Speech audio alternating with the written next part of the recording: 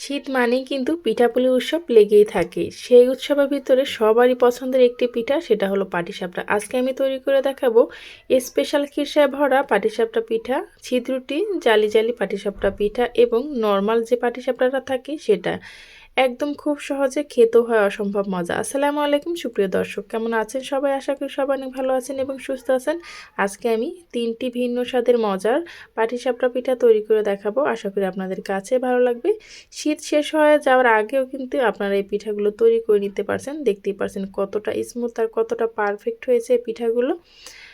একটা পিঠা নষ্ট হবে না এবং ভেঙে যাবে না। তার জন্য আমার প্রথমে লাগবে এখানে চালের গুঁড়ো। আমি এখানে ফ্রিজে রাখা চালের গুঁড়োটাই ব্যবহার করেছি, আপনারা চাইলে সাথে সাথে কিন্তু গুঁড়ো করে নিতে পারেন।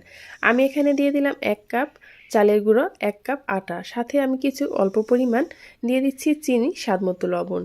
চালের গুঁড়োর সাথে যদি আপনি আটাটা ব্যবহার করেন কিংবা ময়দা, পিঠাটা কিন্তু অনেকটা সফট হবে।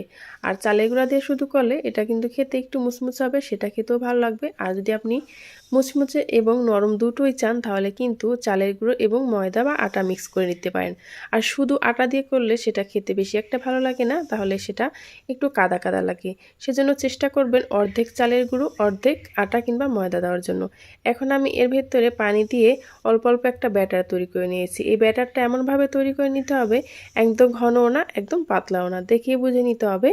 তো চলুন আমি এখানে একটা খিসা তৈরি করে নেব। খিসাটা তৈরি করার জন্য আমি এখানে 1 কেজি পরিমাণ লিকুইড দুধ ব্যবহার করেছি। সাথে আমি এখানে কিছু পোলাওর চাল ব্লেন্ডারে ব্লেন্ড করে নিয়েছি। আপনারা চাইলে কিন্তু এখানে খিসাটা সুজি দিয়েও তৈরি করে নিতে পারেন, তবে পোলাওর চালটা দিয়ে খিসাটা তৈরি করলে এর স্বাদ যেন বহুগুণে বেড়ে যায়। এখন ঠান্ডা অবস্থায় আমি চালের গুঁড়াটাকে ভালোভাবে মিক্স করে নিয়েছি যাতে করে দলা না পাকিয়ে যায়। আমি খিসাটা তৈরি করব খেজুর গুড় দিয়ে, সেজন্য আমি এখানে খেজুর গুড় আর 2টা এলাচ থেতো করে নিয়েছি, স্বাদমতো লবণ দিয়ে দিলাম। এখন এগুলোকে অনবরত নেড়েচেড়ে মিশিয়ে নিতে হবে যাতে করে দলা না পাকিয়ে যায়। যতক্ষণ না পর্যন্ত খিসাটা তৈরি হবে মিডিয়াম আঁচে এটাকে অনবরত নেড়ে খিসাটাকে তৈরি করে নিতে হবে। দেখতে পাচ্ছেন খিসাটা আমি কিভাবে তৈরি করেছি, একদম পাতলাও না একদম ঘনও না। এটা কিন্তু ঠান্ডা হলে আরও শক্ত হয়ে যাবে, এই অবস্থায় কিন্তু নামিয়ে নিতে হবে। এখন আমি চুলায় একটি ফ্রাই প্যান বসিয়ে দিলাম আর ফ্রাই প্যানে দিয়ে দিলাম অল্প পরিমাণ তেল দিয়ে মিডিয়াম আঁচে আমি ফ্রাই প্যানটাকে গরম করে নেব। এই পিঠাটা যখন তৈরি করবেন একটু খেয়াল রাখবেন চুলার আঁচটা মিডিয়ামে রেখে তৈরি করে নিতে হবে, তা না হলে কিন্তু পিঠার যে সাইডটা থাকে সেটা মসৃণ হবে না যদি আপনি হাই হিটে এই পিঠাগুলো তৈরি করেন। এখন আমি মিডিয়াম আঁচে রেখে এই পিঠাটাকে ভেজে নেব যতক্ষণ না পর্যন্ত পিঠাটা এভাবে শুকিয়ে আসে। ঢাকনা দেওয়ার কোনো দরকার নেই, যেহেতু এটার সাথে চালের গুঁড়ো আছে। এভাবে কিন্তু রেখে দিলে পিঠাটা খুব সুন্দরভাবে হয়ে যাবে। এখন আমি যে খিসাটা তৈরি করে রেখেছিলাম দেখতে পাচ্ছেন ঠান্ডা হওয়ার পর কিন্তু অনেকটাই এটা টাইট হয়ে গেছে। এখন আপনাদের পরিমাণ মতো আপনারা এই খিসাটা দিয়ে নিতে পারেন। যত খিসা বেশি ব্যবহার করবেন পিঠাটা কিন্তু খেতে ততই বেশি ভালো লাগবে। এখন যখন বুঝতে পারবেন যে পিঠাটা আপনার পারফেক্ট হয়ে গেছে, দেখতে পাচ্ছেন কিনার থেকে একদম ছেড়ে দিচ্ছে চাইরে কোনার থেকে, তখনই বুঝতে হবে আপনার পিঠাটা পারফেক্টভাবে হয়ে গেছে। আর চুলার আঁচটা মিডিয়ামে রাখার কারণে পিঠাটা কতটা মসৃণ হয়েছে দেখতে পাচ্ছেন। আর চুলার জালটা যদি আপনি হাই হিটে তৈরি করেন তাহলে কিন্তু এর উপর ছিদ্র ছিদ্র একটা গদগদ হয়ে যাবে। অনেকের প্রশ্ন থাকে আপু এরকম মসৃণ হয় না কিসের জন্য? আপনারা চুলার আঁচটা বাড়িয়ে এই পিঠাগুলো তৈরি করেন, সেজন্য এরকম মসৃণ হয় না। একবার ট্রাই করবেন চুলার আঁচ মিডিয়ামে রেখে, আশা করি আপনাদেরটাও এরকম মসৃণ হবে। যে কোনো অনুষ্ঠান কিংবা অতিথি আপ্যায়নে ঝটপটে কিন্তু এই খিরসায় ভরা পাটিসাপটা পিঠাটা খুব সহজেই তৈরি করে নিতে পারেন, ঘরে শুধু আলবা চাল আর আটা থাকলেই। এই তো আমার পিঠাগুলো ভাজা হয়ে গেছে, দেখতে পাচ্ছেন প্রত্যেকটা পিঠাই একদম মসৃণ হয়েছে, কোনো পিঠায় কিন্তু একদম দাগ পড়ে যায়নি। এখন আপনাদেরকে পরিবেশন করে দেখাচ্ছি। আমার এই পিঠা রেসিপিটা যদি আপনাদের কাছে ভালো লেগে থাকে তাহলে প্লিজ চ্যানেলটি সাবস্ক্রাইব করে পাশে থাকা বেল আইকনটা ক্লিক করে রাখবেন আর পেজটি ফলো দিয়ে সাথেই থাকবেন। এতক্ষণ তো নর্মাল পাটিসাপটা পিঠাটা দেখেছেন, এখন দেখাবো স্পেশাল খিরসায় কিভাবে এই পিঠাটা তৈরি করবেন। আর খেতে যে এতটা মজা হয় সেটা তৈরি না করলে বুঝতেই পারবেন না হবে। তা চলুন দেখে নিই আমি এই খিসাটা কিভাবে তৈরি করলাম। এখানে আমি নিয়েছি পোলাওর চাল। এই পোলাওর চালটাকে আগে থেকে ধুয়ে আমি ঝরিয়ে রেখেছিলাম, তারপর ব্লেন্ডারে হালকা একটু ব্লেন্ড করে নিয়েছি সুজি দানার মতো। দেখতে পাচ্ছেন এটা কিন্তু একদম মিহিদানা করে ফেলিনি, একটু একটু সুজি সুজি ভাব আছে এরকম। এখন এই খিসাটা তৈরি করার জন্য আমি এখানে নিয়ে নিলাম কিছু কাজু বাদাম, কিছু পেস্তা বাদাম, কিছু কিশমিশ আমি কেটে ছোট ছোট টুকরো করে ভিজিয়ে রেখেছিলাম, সাথে আমি দিয়ে দিলাম নারকেল কোড়া। এই যে 4টা উপকরণ আমি নিয়েছি, এই 4টা উপকরণ দিয়ে যদি আপনি খিসাটা তৈরি করেন এর স্বাদ বহুগুণে বেড়ে যাবে। যাকে তৈরি করে খাবেন সে কিন্তু এই পিঠার ফ্যান হয়ে যাবে। তো চলুন আমি খিসাটা কিভাবে তৈরি করলাম সেটা আপনাদের মাঝে শেয়ার করি। প্রথমে আমি একটি কড়াই বসিয়ে দিলাম, আর কড়াইতে আমি যেই চালটাকে গুঁড়ো করে রেখেছিলাম সেটা দিয়ে দিচ্ছি। সাথে আমি 1 কাপ পরিমাণ পানি দিয়ে এটাকে ভালোভাবে মিক্স করে নিচ্ছি। অবশ্যই এটা ঠান্ডা পানি দিয়ে মিক্স করে নিতে হবে, গরম পানির ভিতরে দিলে কিন্তু এটা দলা পাকিয়ে যাবে। আর খিসাটা তৈরির সময় যেন দলা পাকিয়ে না যায় সেটার দিকে খেয়াল রাখতে হবে। আমি 3 থেকে 4 মিনিট ভালোভাবে রান্না করে নিয়েছি মিডিয়াম আঁচে। আগে থেকে আমি 1 কেজি দুধ ভালোভাবে জাল করে ঘন করে রেখেছিলাম, সেটাই এখন এর ভিতরে দিয়ে দিচ্ছি। দিয়ে দিলাম স্বাদ মতো লবণ। আর এখন কিন্তু সুজিটা আমার খুব সুন্দরভাবেই ফুটে গেছে। এখন এর ভিতরে দিয়ে দিচ্ছি স্বাদ মতো চিনি। যে যেরকম চিনি খেতে পছন্দ করেন সেরকমই কিন্তু দিয়ে দিতে পারেন। তবে আমি 1 কাপ সুজির জন্য আমি 1 কাপ চিনি ব্যবহার করেছি।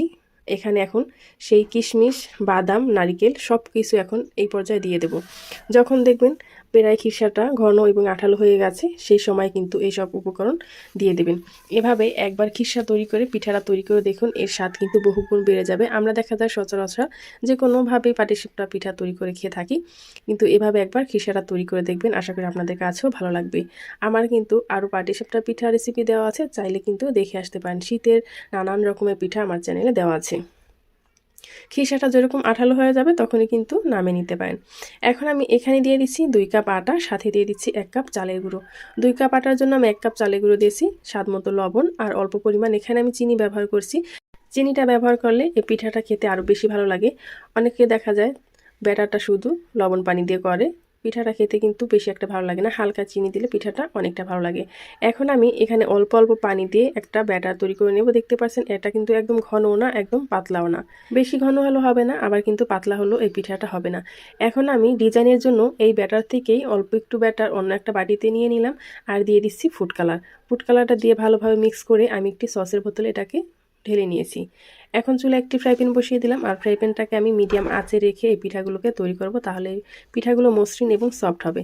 দেখতে পাচ্ছেন চুলার আঁচটা আমি কিভাবে রেখেছি, একদম লো টু মিডিয়ামে রেখেছি। এখন এই সসের বোতলের ভিতরে আমি যে ব্যাটারটা ভরে রেখেছিলাম সেটা কিন্তু এভাবে করে ঘুরিয়ে ঘুরিয়ে দিয়ে দিচ্ছি, তাহলে কিন্তু খুব সুন্দর একটা ডিজাইন চলে আসবে। আর যে ব্যাটারটা আমি তৈরি করে রেখেছিলাম তার থেকে 2 চামচ দিয়ে এভাবে করে ঘুরিয়ে নিলেই কিন্তু খুব সহজে একটা বড় রুটির মতো হয়ে যাবে। আর অল্প চালের গুঁড়ো দেওয়ার কারণে কিন্তু এই পিঠাটা খেতে ভীষণই ভালো লাগবে। শুধু আটা কিংবা ময়দা দিয়ে করলে এটা কিন্তু অনেকটা নরম থাকবে, আর চালের গুঁড়া মিক্স করে নিলে এই পিঠার স্বাদ আরও বেশি বেড়ে যায়। এখন আমি দিয়ে দিলাম খিরসাটা, যে খিরসাটা আমি তৈরি করে রেখেছিলাম। আর এর স্বাদ আরও বেশি বাড়ানোর জন্য আমি খিরসার উপর দিয়ে একটু গুঁড়া দুধ ব্যবহার করলাম। এইভাবে একবার তৈরি করে দেখবেন, আশা করি আপনাদের কাছেও ভালো লাগবে। গুঁড়া দুধটা আপনি যখন পিঠাটা কামড় দেবেন খাবেন, অসম্ভব মজা হবে। এখন আমি দেখতে পাচ্ছেন পিঠাটা কিভাবে উল্টিয়ে নিচ্ছি। যখন পিঠাটা হয়ে যাবে চারকিনার থেকে কিন্তু এটা ছেড়ে দেবে। এখন আমি এটা ভালোভাবে চেপে চেপে উঠিয়ে নিচ্ছি। আপনারা কিন্তু যে কোনো ডিজাইনই এই পিঠাগুলো তৈরি করে নিতে পারেন। আমি আরও একটা ডিজাইন দেখিয়ে দিচ্ছি, এভাবে করেও কিন্তু আপনারা পিঠাগুলো তৈরি করতে পারেন, যে কোনো পছন্দ মতো আপনাদের ডিজাইন দিয়ে। এই তো একই প্রসেসে আমি সবগুলো পিঠাই কিন্তু তৈরি করে নিলাম। আর এই ব্যাটারটা দেওয়ার পরে 10 থেকে 15 সেকেন্ড অপেক্ষা করলে কিন্তু এটা খুব সুন্দরভাবে হয়ে যাবে, ঢাকনা দেওয়ারও কোনো প্রয়োজন হবে না। যদি আপনাদের কাছে মনে হয় পিঠাটা খুব সুন্দরভাবে লেগে যায় না, তাহলে এই সাইড দিয়েও খিসার একটু ব্যাটার দিয়ে এভাবে করে লাগিয়ে দিতে পারেন, যাতে করে এটা ছুটে না যায়।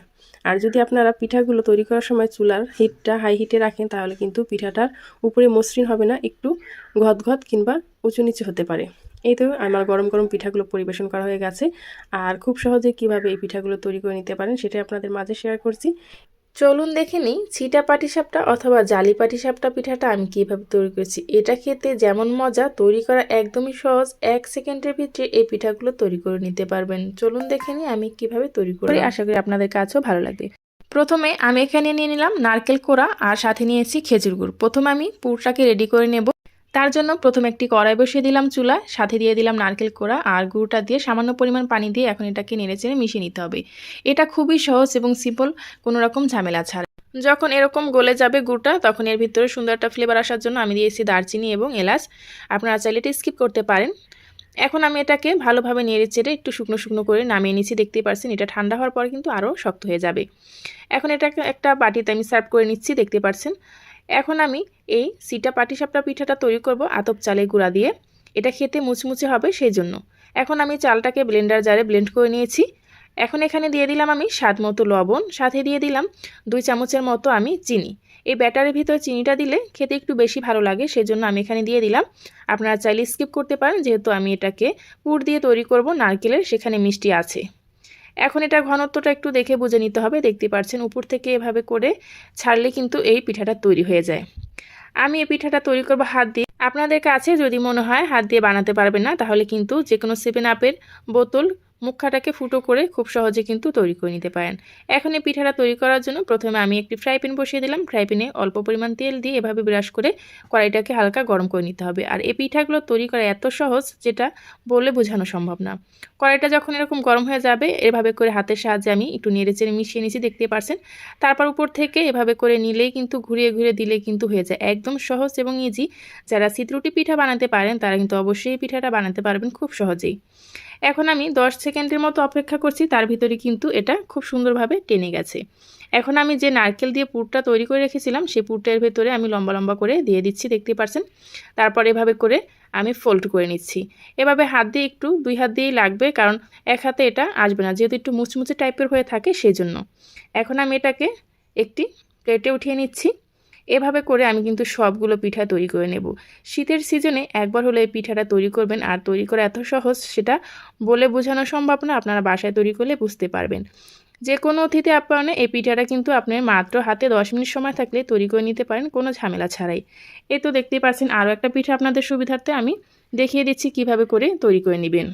এই পিঠাটা আপনারা নর্মাল বাইরে রেখে 2 থেকে 3 দিন খেতে পারবেন, যেহেতু এখন শীতের সিজন সেই জন্য। এই তো এভাবে করে আমি সবগুলো পিঠাই কিন্তু তৈরি করে নিয়েছি, আর দেখতে পাচ্ছেন কতটা অল্প সময়ে এই পিঠাগুলো তৈরি হয়ে যায়। যারা আমার এই ভিডিওটি ইউটিউব চ্যানেল থেকে দেখছেন চাইলে চ্যানেলটি সাবস্ক্রাইব করে পাশে থাকা বেল আইকনটা ক্লিক করে রাখবেন। যারা ফেসবুক পেজ থেকে দেখছেন চাইলে পেজটি ফলো দিয়ে আমার সাথেই থাকতে পারেন, যাতে করে যে কোনো ভিডিও আপলোড করা মাত্রই আপনার কাছে নোটিফিকেশন পৌঁছে যায়, আপনি দেখে নিতে পারেন। এতে দেখুন প্রত্যেকটা পিঠা কতটা সুন্দর আর কতটা পারফেক্ট হয়েছে। এই একটা পিঠা খেলে কিন্তু আপনার মন ভরবে না, এতটা মজা হয় এই পিঠাগুলো। একটা খেলে শুধু খেতেই থাকবেন, এতটা টেস্টি হয়। এখন আমি আপনাদেরকে একটা ভেঙে দেখাচ্ছি এটার ভেতরটা কতটা সুন্দর আর কতটা পারফেক্ট হয়েছে। এই পিঠাগুলো মন চাইবে আপনার টেবিলে সাজিয়েই রাখতে, এতটা সুন্দর দেখায় বানানোর পরে। এই তো এই পর্যন্ত যারাই আমার সাথে ছিলেন তাদেরকে জানাই অসংখ্য ধন্যবাদ। পরবর্তী ভিডিও নিয়ে আসা পর্যন্ত আশা করি সবাই ভালো থাকবেন, সুস্থ থাকবেন। আমার এই ভিডিওগুলো যদি আপনাদের কাছে বেশি ভালো লেগে থাকে তাহলে কাছের মানুষের কাছেও শেয়ার করে দিতে পারেন। আল্লাহ হাফেজ।